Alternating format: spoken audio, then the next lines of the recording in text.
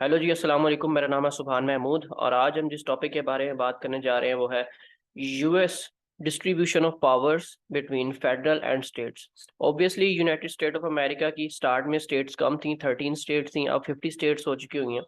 तो ये सारी स्टेट्स आपस में मिलके कैसे रहती हैं और क्या कवानीन है और किस तरह ये अब तक एक यूनिट बन के रह रही हैं, इस सारे को हम देखेंगे। और इनके दरमियान पावर्स की डिस्ट्रीब्यूशन कैसी है, जो फेडरल है और जो स्टेट्स आपस में, प्रोविंसेस जिनको हम प्रोविंसेस कह के समझ लें या स्टेट कह के समझ लें, बात एक ही है।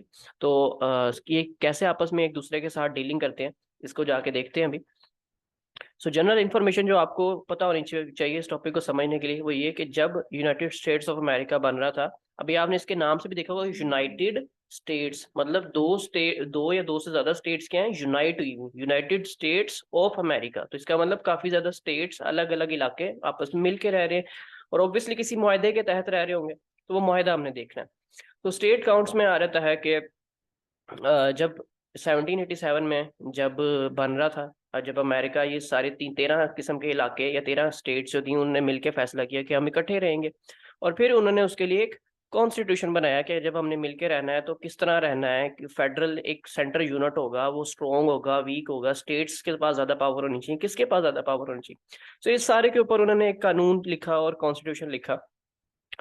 और उसके बाद अब जो स्टेट्स हैं यूएस के अंदर वो 50 हैं, मतलब विद टाइम स्टेट्स ऐड होती गई और ज्यादा इलाकों ने उनके साथ मिलते गए और उन्होंने भी कहा कि जी हमने आपको ज्वाइन करना है।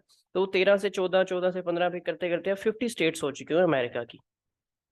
तो स्टेट और फेडरल, अब देखें पहले क्या था, स्टेट्स थोड़ी थी तो फेडरल खुद ही जो आप सोच सकते हैं कि कमजोर होगा, फेडरल के पास पावर्स कम होगी।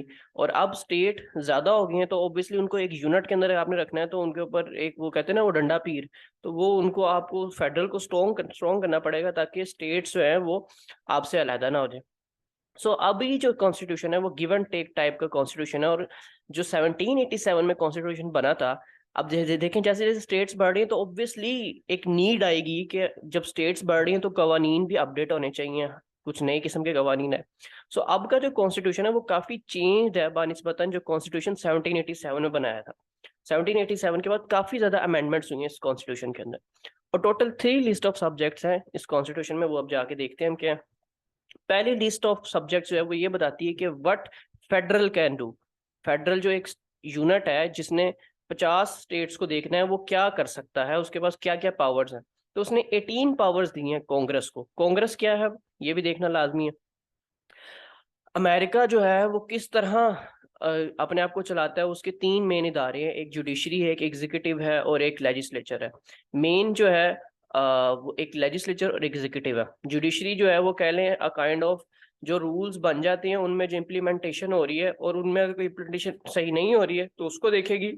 और अगर कोई रूल ऐसा पास हो गया जो कि ह्यूमन राइट्स के खिलाफ है, जुडिशरी उसको देख लेगी। ठीक है, बाकी जो मेन है वो कांग्रेस है और एग्जीक्यूटिव है। एग्जीक्यूटिव के अंदर प्रेसिडेंट आ जाती है और उसकी कैबिनेट आ जाती है। और कांग्रेस जो है वो लेजिस्लेचर में आ जाता है।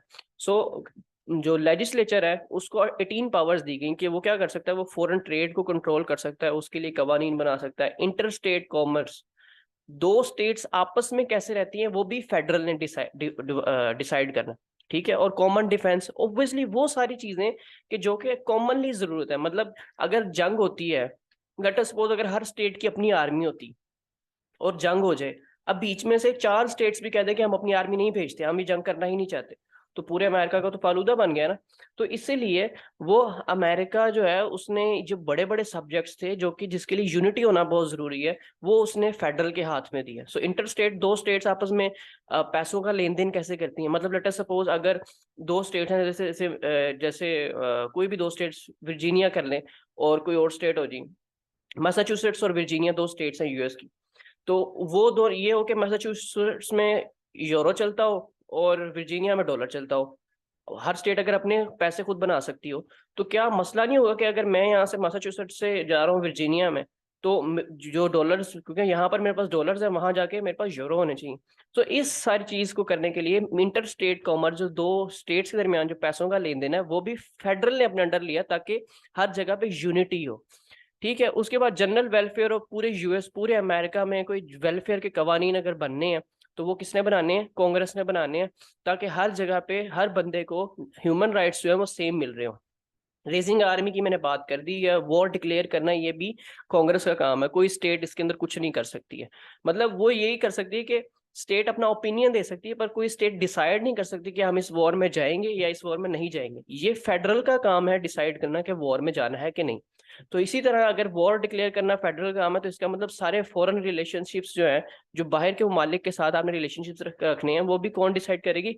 वो कांग्रेस डिसाइड करेगी, जो कि सबकी स्टेट्स के उससे मिलके बनी हुई होती है। फिर इंटरनेशनल ट्रीटीज, फॉरेन रिलेशनशिप में ये बात आ जाती है, वो भी कौन देखेगी? वो यही देखेंगे, फेडरल देखेगी। और एडमिशन ऑफ न्यू स्टेट, अगर कोई नई स्टेट ऐड करनी है और किस तरीके के लॉज उसके ऊपर लगाने हैं, वो सारा भी कौन डिसाइड करेगी? फेडरल डिसाइड करेगी कि किस तरह, किस तरीके से नई स्टेट को ऐड करना है और उसके ऊपर क्या कवानीन होंगे। तो अब ये कुछ ये आसान से इतने कवानीन है, कोई मुश्किल नहीं है कि व्हाट कैन डू, ये अगर आप थोड़ा सा गो थ्रू करें तो आपको वैसे ही याद हो जाते हैं। फिर what can not do, forbids the suspension of habeas corpus. अब हेबियस कॉर्पस जो है ये एक बड़ी इंपॉर्टेंट चीज है। ह्यूमन राइट्स को इंश्योर करने के लिए हेबियस कॉर्पस जो है ना, वो बहुत इंपॉर्टेंट चीज है।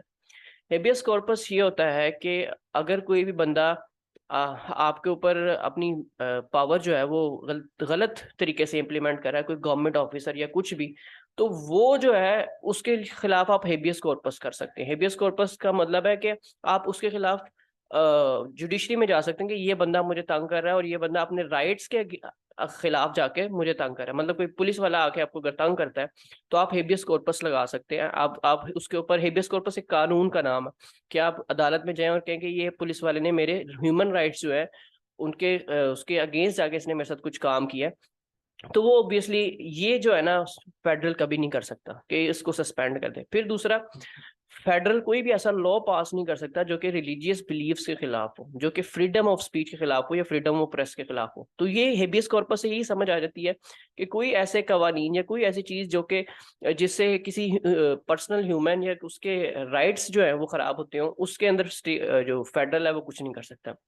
States can not make any foreign relationship and alliance और ट्रीटी, ये हमने पिछले में बात कर ली। और मेंटेनिंग आर्मी, ठीक है। तो फेडरल क्या कर सकती है वो हमने बता दिया, वेलफेयर के लिए काम कर सकती है।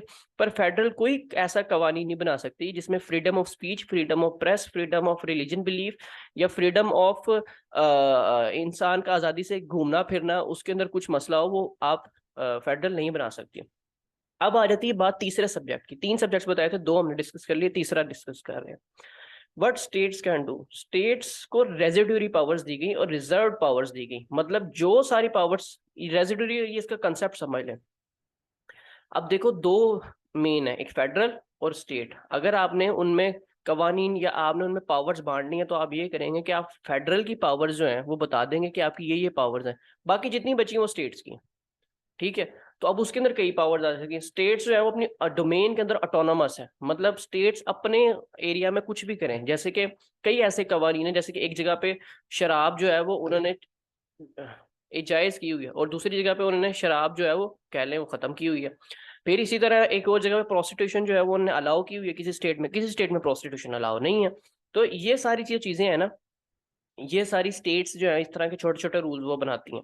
इंटर स्टेट ट्रेड्स, मतलब इंटर स्टेट पहले क्या था, जो 2 स्टेट्स के दरमियान ट्रेड थी वो बीच में लाइन लगी हुई थी। अब इंटर स्टेट ट्रेड के मतलब ट्रेड, स्टेट के अंदर क्या ट्रेड्स होनी है, मतलब पेट्रोल का रेट और इस तरह की चीजें भी कौन डिसाइड करती है? इंटर स्टेट ही, जो स्टेट है वो खुद डिसाइड करती है। पेट्रोल का रेट क्या होगा, गंदम का रेट क्या होगा, खाने का रेट क्या होगा, ये सारी चीजें जो छोटी छोटी बातें जो एक स्टेट को अंदर जो वो कर सकती है, वो इंटर स्टेट ट्रेड होती हैं। फिर इलेक्शन जो है वो हर स्टेट अपने खुद करवाती है, और जो बिजनेस है वो भी सारे स्टेट्स, वो अभी मैंने आपको बता दी, इंटर स्टेट ट्रेड्स। फिर अगर किसी चीज का, अगर ड्राइविंग लाइसेंस लेना है आपने, तो वो भी स्टेट इशू करती है आपको, ना कि फेडरल इशू करती है। तो वो ये, इससे आप आसानी से समझ सकते हैं कि एक वो काम जिससे फेडरल को कोई इफेक्ट नहीं पड़ता, वो सारे किसके पास है? वो स्टेट के पास है। तो स्टेट के हमने डिफाइन कर दिए हुए हैं। बाकी छोटे छोटे ड्राइविंग लाइसेंस, गन लाइसेंस और इंटर स्टेट रेट्स, ये चीजों के रेट सेट करना, ये सारा स्टेट का काम है। और एक लोकल गवर्नमेंट होती है जो इस सारे को कर रही होती है। और ये एक बात दोनों में है, चाहे फेडरल की बात हो, चाहे दूसरे की बात हो, चाहे स्टेट की बात हो, क्योंकि constitution is the supreme for all the government and states, ठीक है। अच्छा, इसके बाद हमारी अगली वीडियो जो होगी ना, वो होगी reason for growth of federal authority in US. ये बहुत इंपॉर्टेंट वीडियो है और इसके ऊपर हम डिटेल से बात करेंगे। आज के लिए लेकिन इतना ही।